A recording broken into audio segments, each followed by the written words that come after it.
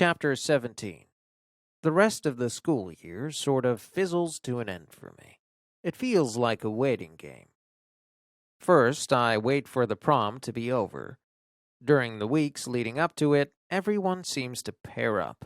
Then, the only thing the girls want to talk about is their dresses and how they're going to do their hair and what their before and after plans are. Fiona goes to the prom with Mario. Gavin goes with Meryl.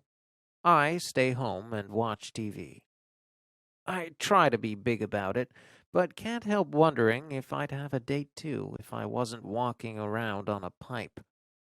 I try to block it out, but the thought keeps springing up. More weeds in my garden of worthiness.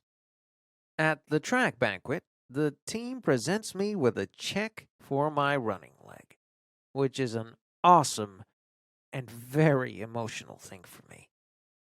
But when I go to see Dr. Wells, he tells me that my stump is still changing and that I'm not ready for a definitive prosthesis. I have to wait until the end of June. Or maybe July. The school year closes out with finals and all too frequent encounters with Gavin. I manage to get a B or better in all my classes, even Miss Rucker's, where I've climbed up to 82% thanks to Rosa. It's Gavin I can't seem to figure out. He's still with Meryl, but when I see them together, he looks quiet. When he runs into Fiona and me, he comes to life, laughing and smiling and talking about everything. But Fiona's still with Mario, and I've still got a pipe leg. I try not to define myself that way, but I can't help it. And even though my gait is now smoother and people swear they don't even notice, I never forget that under my pants is a pipe. So the school year fizzles to an end, and I wait.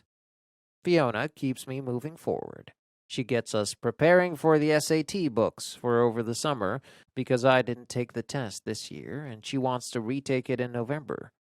This way we'll both be totally prepared. Plus, it'll actually be fun to study, 'cause we'll be doing it together, and we won't have any other homework. I know I'm supposed to take the tests, but it seems so pointless. You don't need SAT scores to get into local JC, which is where it looks like I'll be going. Still, it'll be something to do with Fiona, which is better than doing nothing. Fiona also manages to get us job interviews at Tremont Theater. It's an old-timey single-screen movie theater that shows foreign films and cult classics. A funky, cool place that's run by a bohemian grandma named Greta. I don't mention my leg when I go into interview, and Greta's got hobbles of her own, and doesn't seem to notice that there's anything different about me.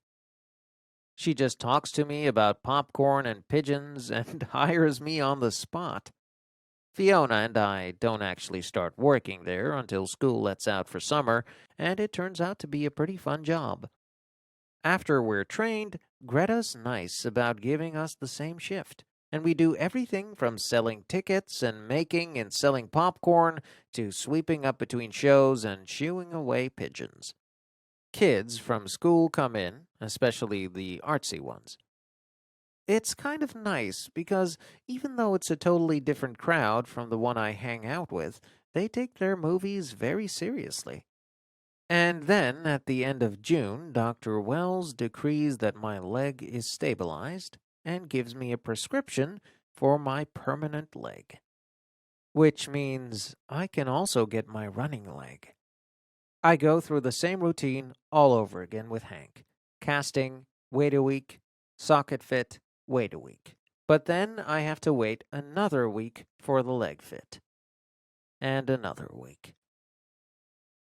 Hank has decided that what I need is an active foot for my everyday leg, a flex foot, that will even allow me to run. It's not for track work, he tells me, but it's a very dynamic foot. You'll be amazed. But there's a part on back order. A part on back order. Somehow I've almost blocked from my mind that I'm an assemblage of nuts and bolts and carbon graphite. July is almost over when I finally get called in for my fitting. And since, after weeks of proving to her that I can, Mom has finally allowed me to start driving again, she lets me go to Hank's alone. She usually likes to come to my appointments and hover, but she tells me she's swamped. "Would you mind?" she asks. "Not a bit," I tell her, and it's the truth. I love driving. It did take a little adjusting to learn to drive with my fake leg, because my ankle doesn't flex and I have to control the gas and brake pressure by using my knee and thigh, but I'm good at it now. And it's nice not to have my mom in the passenger seat scared out of her mind that I'm about to crash. Plus, I know the appointment's going to be a long one. We've got 2 legs to fine-tune. "You've got your cell phone, right?" she asks. "Right. It's another thing I've had to wait ages for, and now that it's replaced, I don't go anywhere without it. So I'm feeling, footloose and fancy-free. But when I arrive at Hank's, I learn that the running leg is not done." "A manufacturer delay," Chloe explains. "Hank will call you in as soon as it's ready." I try not to show how disappointed I am. The thoughts of running again has kept me awake nights for weeks. My heart starts racing, and I just can't seem to settle it down. Some nights I sneak downstairs to watch the YouTube clips just to convince myself that it's not a dream, that I really am going to be able to run. And now I have to wait. Again. But the minute I walk on my new leg, I forget about the running leg, at least for a little while. My new leg is amazing. It goes on a little differently than my first, and it uses what's called a shuttle lock system. A suction sleeve liner goes right over my stump, and it has a 2-inch notched metal peg sticking out of the bottom of it. When I put my stump into the socket, the notched peg pushes down through a hole in the base of the socket. It makes a ratchety clicking sound as it goes in, and then I'm connected. The suction sleeve is locked into the socket, and the combination feels snug and comfortable, like it belongs. And the foot? Under the rubbery fake toes are layers of black carbon graphite that look nothing like a real foot, but the foot flexes with me and gives me some bounce to my step. "I love this," I say after the preliminary adjustments are done. "I had no idea it would be this much better than my first one." It still looks very Frankensteinish, but more high-tech. Instead of a pipe, it's got a 2-inch wide, flat, black carbon graphite bar. "I'm going to need you to come back for fine-tuning like you did before," Hank tells me. "And when we've got you dialed in, we'll get you a cosmetic cover." He smiles at me. "You'll be standing pretty." I stop walking and take a good look at him. I wonder how I could ever have hated this man. Or at least how I could ever have been so angry with him. "Thanks," I tell him softly. "Thanks for helping me through this." He smiles at me. "I know it seems like a lifetime to you, but you've made outstanding progress in the short time you've been coming in." This time I feel like I deserve the compliment. I've worked hard on my gait, on learning how to adapt, and watching myself in the mirror now, I see that part of my problem was the tools I was using. The old leg was clunky compared to this one. With my new flex foot, my gait looks smooth, my stride confident.